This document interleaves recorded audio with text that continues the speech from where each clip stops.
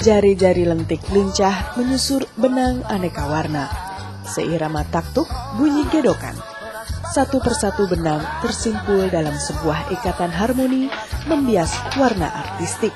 Gelora Cinta Bangsa adalah musiknya membawa tarian hingga ke puncaknya. Inilah tarian jemari penenun ulos. Tari adiluhung, simbol kehidupan masyarakat Batak. Kabupaten Tapanuli Utara yang berpenduduk 398.000 jiwa adalah salah satu penghasil ulos terbesar di Sumatera Utara. Tarutung yang dikenal sebagai kota tenun merupakan ibu kota kabupaten. Jaraknya lebih kurang 283 km dari kota Medan. Lebih dari 3.000 penduduknya adalah penenun ulos dan songket tarutung. Memang kalau kita lihat dari segi pendapatan mereka, ini sini sangat membantu kepada masyarakat. Karena memang ini belum dikelola secara modern, masih tradisional. Artinya home industry. Nah, tetapi walaupun home industry ini cukup menopang perekonomian masyarakat. Contohnya, kalau dia bisa menyelesaikan satu ulos dalam satu minggu, dia sudah berpendapatan kurang lebih 200 ribu. Kalau dia menyelesaikan 4 ulos satu bulan, ya 1 juta.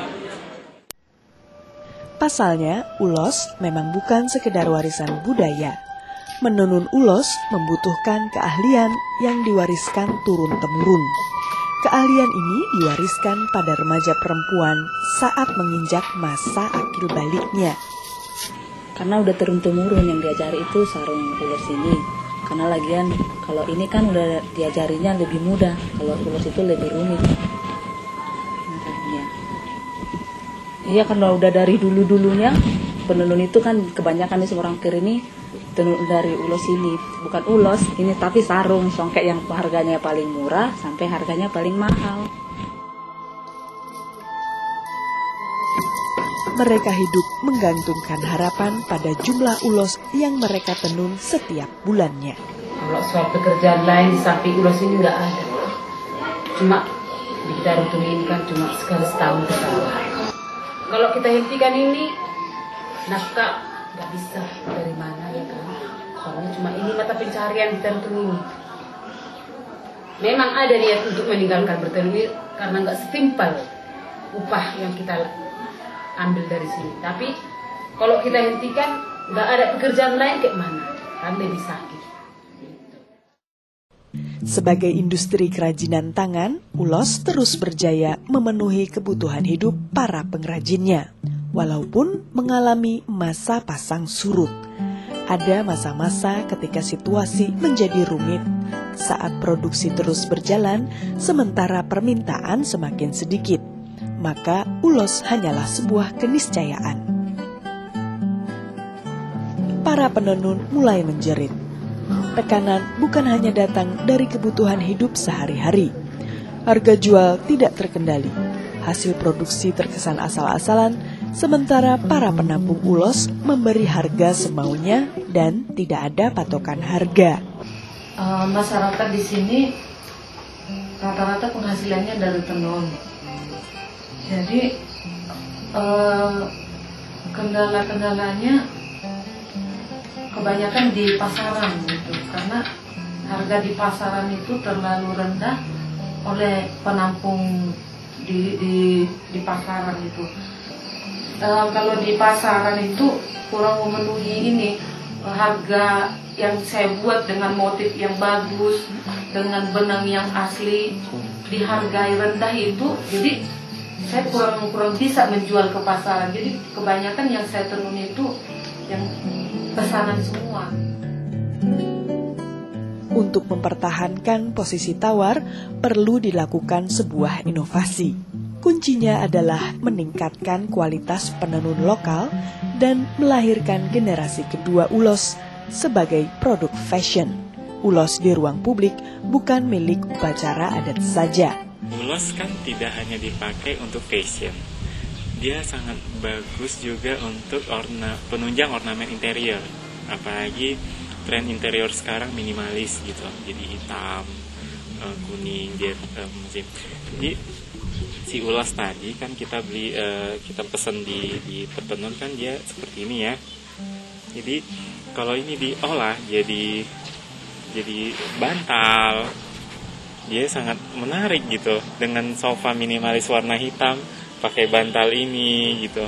Jadi dampaknya juga ke pengrajin besar gitu. Memang hal-hal seperti ini pasarnya kita harus keluar dari Tarutung gitu. Jadi sarung bantal juga sarung handphone juga kita produksi ya. Sarung handphone, tempat pensil dari ulos Sibolang. Kini industri kerajinan tangan ulos kembali bergairah. Meski sempat lesu dan tidak menjanjikan, ratusan penenun binaan Torang kian optimis. Produk masa lalu ini mengambil peran dalam menopang kekinian. Kami tidak merasa sanksi untuk masa depan tenun ini, asalkan bisa bekerja sama dengan desainer dan juga pemerintah. Ya cukup banyak lah, karena kami sebagai petani juga walaupun dapat dulu hanya pegawai negeri biasa ya, kalau kita kira-kira hanya dari suami, tak mungkinlah kita bisa menyekolahkan anak kita sudah sampai sarjana. Sangat banyaklah manfaatnya kita bertenun sebagai pengrajin. Sekarang ini sudah boleh dikatakan berkembang maupun di dalam jenis-jenisnya atau manfaatnya. Kalau zaman dulu umumnya ulos itu sebetulnya hanya untuk pesta adat. Dulu ulos hanya dari benang. Sekarang sudah mulai sutra. Nah, ini nanti mungkin sutra yang ada sekarang mungkin bisa lebih halus lagi untuk yang akan datang. Mungkin kan teknologi kan berubah terus. Ulos dan produk budaya lainnya perlu ruang. Mereka adalah identitas daerah, warna lokal yang bila dikemas dengan baik dapat menjadi daya tarik khas Sumatera Utara. Alangkah baiknya kalau nanti ada wisatawan yang datang, kita punya satu sentra, apakah itu sentra tenun, kerajinan, ya tempat kumpulnya barang-barang kerajinan khas Sumatera Utara. Di masyarakat dengan adanya permintaan dari pasar, otomatis kita sebagai desainer membutuhkan bahan baku. Apakah itu untuk barang-barang tadi, itu tas-tas kita jahitkan ulos itu jadi tas, jadi macam-macam gitu. Jadi otomatis penghasilan dari pengrajin juga meningkat. Mimpi kejayaan ulos memberi sinar di pelupuk mata Kabupaten Tapanuli Utara. Menenun harapan membingkai tawa seindah benang-benang warna pelangi. Mendesain aman kearifan budaya Sumatera Utara dari momok bernama kepunahan.